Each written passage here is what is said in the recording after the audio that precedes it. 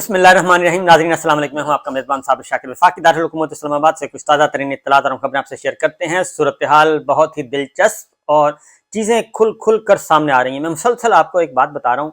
और वो आज उस बात के गवाही में, उस बात के सच होने में बहुत सारी चीज़ें सामने आ गई हैं और मैं आपको एविडेंस के साथ कुछ चीज़ें आपके सामने रखूँगा, जिसके बाद आपको अंदाज़ा हो सकेगा कि वाक़तन जो इमरान खान साहब को गिरफ्तार करने का प्लान है और उनको सज़ा दिलवाने का प्लान है, ये नून लीग बाकायदा तौर पे इसमें इंजीनियरिंग कर रही है, मैनूवरिंग कर रही है और जजेस को ना सिर्फ धमका रही है बल्कि जजों को ब्लैकमेल कर रही है और अब एक नया खिलवाड़ करने की कोशिश भी की जा रही है और इमरान खान साहब पे अब प्राइवेटली हमले के मंसूबे भी बनाए जा रहे हैं, प्राइवेटली, और उसमें एक नया रंग देने की कोशिश की जाएगी। और उसके बाद मैं एक और अहम खबर आपसे शेयर करूंगा। ये सारी बात करने के बाद इसको कि 9 मई के जो वाकयात हैं उनके साथ किस तरीके से नून लीग की तरफ अब उंगलियां उठना शुरू हो गई हैं और अब मेरा ख्याल है कि सबको आंखें खोल लेनी चाहिए कि नून जो है और ख़ास तौर पे शरीफ फैमिली किस तरीके से ये सारे काम कर रही है और स्टैब्लिशमेंट की तरफ सारे इशारे, स्टैब्लिशमेंट की तरफ सारे उसको मुश्किल में डाल रही है। ये मैं आपको बताऊंगा क्योंकि आज एक और किरदार जो है, एक और किरदार भी मंजर आम पे आया और वो मजीद बेनकाब हो गया, जो नून लीग का पार्ट एंड पार्सल बना हुआ है। उसका ये सारी जो स्कीम है, जो एक सारा का सारा एक गंदा धंधा प्लान बनाया हुआ है इंजीनियरिंग का, पॉलिटिकल इंजीनियरिंग का, उसका वो पार्ट एंड पार्सल आज वो मजीद नंगा होकर सामने आ गया है। ये सारी बातें करूंगा, काफी इंपॉर्टेंट है, आप गौर से सुनिएगा। उसकी वजह कि आपस में डॉट्स मिलाते हैं ना, एक वाकया हुआ फिर दूसरा फिर तीसरा, उसमें मुमासलत जो है वो बड़ी मीनिंगफुल है। नंबर वन, सुप्रीम कोर्ट का मैं अहवाल आपको बता चुका हूँ कि कोयटा में इनको लेके जाना था इमरान खान साहब को हर सूरत में, वो तो सुप्रीम कोर्ट ने प्लान जो है वो चौपट कर दिया और उसमें तो आज पानी फेर दिया। सुप्रीम कोर्ट में जो हेयरिंग वो पानी फेर गया, उम्मीदों पे पानी फेर गया। लेकिन इस दौरान सुप्रीम कोर्ट में भी एक इमरान खान साहब पे एक नाखुशगवार वाकया लाने की कोशिश की गई, वो रिपोर्ट नहीं हुआ और रिपोर्ट इसलिए नहीं हुआ कि उसमें उसका कोई तासुर नहीं बन सका। जो एक प्लान किया गया था, छत के ऊपर से कोई चीज फेंकी गई तो किसी को नजर नहीं आई, किसी ने नहीं देखा और वो बहुत बड़ी मुश्किल से किसी ने टीवी पे किसी ने मोबाइल से बनाई और फिर उसको वायरल करने की कोशिश की, वो वायरल नहीं हो सकी और उस पे और भी बहुत सारी चीज़ें सामने आ गई। कुछ दानिश्वर सामने आ गए जो बहुत ही उस पे बस कहना नहीं चाहिए ऐसे वाक़े पे वो कह रहे हैं कि अल्लाह ताला की तारीफ बयान कर रहे हैं। हैरत होती है, अफसोस होता है कि ये सारा एक हसद और एक जलन और इस तरह की चीज़ें, खुद ही एक प्लॉट तैयार किया जाए किसी को रुस्वा करने का। तो मैं बार बार कहता हूं कि अल्लाह ताला का इज़्न जब तक शामिल नहीं होता कोई बंदा रुस्वा नहीं हो सकता और जितना भी कोशिश की जाए अल्लाह ताला ने जिसको इज्जत देनी है वो देनी है और अल्लाह ताला के अपने कानून हैं इज्जत छीनने के और किसी को रुस्वा करने के, और वो बड़े ही मेरिट पे हैं और उसमें कोई डंडी नहीं मार सकता। बहरहाल एक तो सुप्रीम कोर्ट में एक तो सख्त तरीन सवालात और बड़े ही एम्बैरेसिंग सिचुएशन में किए गए और इमरान खान साहब को एक बहुत ही बिलो द बेल्ट जो जिसमें सहाफती असूल हैं उनको भी नहीं रखा गया मद्देनजर। एक तो वो काम किया गया, दूसरा वो कोई चीज़ फेंकी जा रही है उसको हाईलाइट करने की कोशिश की गई और फिर जब कोर्ट रूम में जब उनको रिलीफ मिल गया, वापसी पे भी कुछ ऐसे एक्टिविटीज नजर आई। फिर उसके बाद जो अगला काम हुआ वो है असल प्लान था जो तोशाखाना केस के दौरान जो करने की कोशिश की गई। अता तारड़ साहब की ऑडियो लीक हो गई और अता तारड़ साहब वजीर आजम सेक्रेटेरिएट में बैठ के, वजीर आजम ऑफिस में बैठ के और वहां पे वकला को इकट्ठा कर रहे हैं। वो वकला हैं या मुस्लिम लीग नवाज के कुछ लोग हैं, ये कुछ नहीं कह सकते, वो वहां पे जमा कर रहे हैं और वहां पे प्लान कर रहे हैं कि हमने यहाँ से वहां पहुंचना है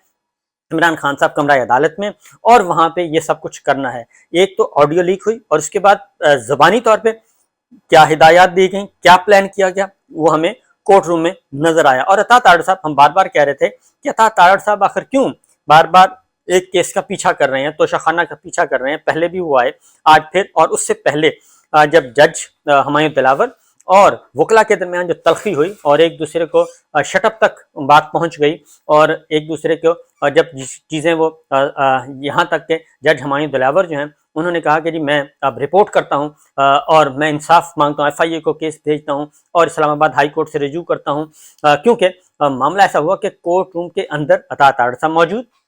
وہاں پہ یہ سارے کے سارے ایک جتھے کی صورت میں گئے، اور حالانکہ کوئی بنتا نہیں ہے، تک نہیں بنتا کہ مسلم لیگ نواز یا حکومت جو ہے، کیونکہ اس میں حکومت فریق نہیں ہے، الیکشن کمیشن جانے، اور وہاں پہ ایک کیس چل رہا ہے، توشہ گواہ کا بیان ریکارڈ ہوا ہے، اس کی جرح ہو رہی ہے، سب کچھ ہو رہا ہے، وہ سموتھ چل رہا ہے، لیکن وہاں پہ اور عدالت اور وکلا کے درمیان معاملہ ہے، وہاں پہ وکیل موجود ہیں، سرکار کے وکیل بھی موجود ہیں، اور عمران خان صاحب کے وکیل بھی موجود ہیں، اور جو سرکار کے وکیل ہیں وہی نواز شریف صاحب اور مسلم لیگ نواز شریف فیملی کے وکیل ہیں، تو لہٰذا یہ پہلے سے ہی موجود ہے، لیکن ایک اضافی کمک وہاں پہ پہنچانی اور وہاں پہ نعرے بازی کرنی اور وہاں پہ ایک ماحول کو خراب کرنے کی کوشش کرنا اور پہلے سے ایک سکیم بنانا، یہ ساری کی ساری چیزیں منظر عام پہ آ گئیں، اور وہاں پہ بھی یہی پلان تھا کہ عمران خان صاحب کو کے ساتھ مین ہینڈلنگ کی جائے گی، ان کے ساتھ دست و گریباں ہونے کی کوشش کی جائے گی، وہاں پہ بدمزگی پیدا کی جائے گی، اور الزام کس پہ آئے گا؟ الزام آئے گا پاکستان تحریک انصاف پہ، پی ٹی آئی پہ اور ان پہ، کیونکہ عمران خان صاحب کو آج توشہ خانہ میں اپیئر ہونا تھا، اور توشہ خانہ کیس میں، اور وہ اپیئر ہوئے، وہ صرف ایک عدالت میں نہیں ہوئے، وہ جو نکاح والا معاملہ ہے اس میں بھی ہوئے، وہ اس کے بعد جو جج کے ساتھ جو دھمکی والا کیس ہے اس میں بھی اپیئر ہوئے، اسلام آباد ہائی کورٹ میں بھی اپیئر ہوئے، سپریم کورٹ میں اپیئر ہوئے، ہر جگہ وہ جا رہے ہیں، لیکن خاص کیا گیا توشہ خانہ والے کیس کو، ان کا کمرہ عدالت کو چنا گیا اس مقصد کے لیے، اور ادھر سے کیونکہ وہ فیس بک پہ چیزیں جو آ گئی ہیں معاملات، اور جو ہمایوں دلاور صاحب کی جو فیس بک پہ مبینہ طور پہ وہ کہتے ہیں کہ اس کا فورینسک ہونا چاہیے، اور ان کو بھی امبیرس کیا جا رہا ہے کورٹ روم میں، اور شیر افضل اور بیرسٹر گوہر ان کے خلاف انہوں نے کہا جی میں کارروائی کروں گا، پھر خواجہ حارث صاحب آتے ہیں، خواجہ حارث صاحب کول ڈاؤن کرتے ہیں معاملات کو، تو وہ بہرحال رک گیا اور کیس آگے بڑھ رہا ہے، اور ادھر سے اسلام آباد ہائی کورٹ میں اپیلیں چل رہی ہیں۔ وہاں پہ ہوا یہ کہ جو پلان تھا تو وہاں پہ وکلا موجود تھے، پاکستان تحریک انصاف کے وکلا بھی موجود تھے، عام لوگ پہنچ گئے، پی ٹی آئی کے لوگ موجود گئے، وہاں پہ جب انہوں نے دیکھا کہ عطا تارڑ اور ان کے جو لوگ ہیں ان کے ساتھ جتھا آیا ہوا ہے، معاملات کو گڑبڑ ہیں، کوئی ارادے ٹھیک نہیں ہے، لہذا پھر انہوں نے وہاں پہ نعرے بازی شروع ہو گئی، اور نعرے بازی شروع ہوئی تو انہوں نے بھی اپنا مقابلے پہ آ گئے، وہاں پہ جب دیکھا کہ جب دال نہیں گل رہی تو پھر عطا تارڑ صاحب وہاں سے نکل گئے۔ خواجہ حارث صاحب نے بتایا بھی کہ عدالت کو بتایا، جج صاحب کو بتایا کہ یہ ایک کیس چل رہا ہے، اس میں ایک وزیر کا یہاں پہ ہونا کیوں ضروری ہے؟ یہ وزیر بار بار آ رہے ہیں، کل بھی آئے، پرسوں بھی آئے، آج پھر آئے، اور آج ایک جتھے کے ساتھ آئے، ماحول تو خود کشیدہ کیا جا رہا ہے، اور مسئلہ یہ تھا کہ اس کو ہائی لائٹ کیا جائے گا، اس کو ایک اسکینڈلائز کیا جائے گا، اور اس کے بعد کہا جائے گا وہ پی ٹی آئی نے جی جج صاحب پہ حملہ کر دیا، تو یہ ہوا نمبر 1۔ نمبر 2 جی، یہ دونوں معاملات یہ دونوں جو سچویشن ہے دونوں میں کامیابی نہیں ہو سکی، اور وہاں پہ آئے اور جا کے اب کل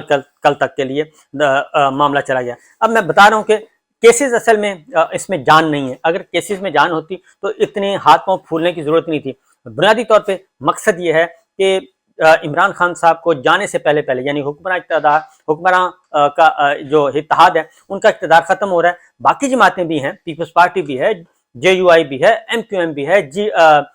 باقی بلوچستان عوامی پارٹی ہے، بی این پی میں، ساری جماعتیں، بگٹی صاحب کی جماعت، یہ ساری جماعتیں، کسی کو کوئی مسئلہ نہیں ہے، یہ نون لیگ بار بار یہ کام کیوں کر رہی ہے؟ اور عطا تارڑ صاحب جب پہلے بھی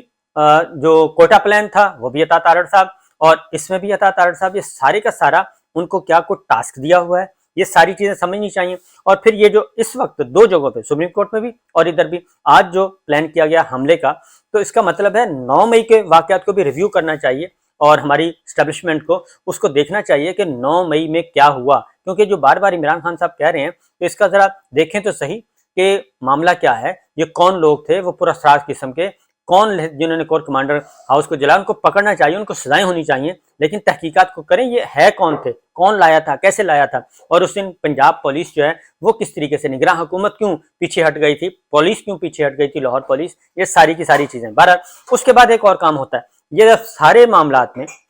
ساری کوششیں ناکام ہوتی ہیں عمران خان صاحب کو گرفتار کرنے کی، اور معاملات، وہ کوئٹہ والا پلان بھی ناکام ہوتا ہے، سپریم کورٹ اس کو ناکام بنا دیتی ہے، اور اس میں ایون عمران خان صاحب کو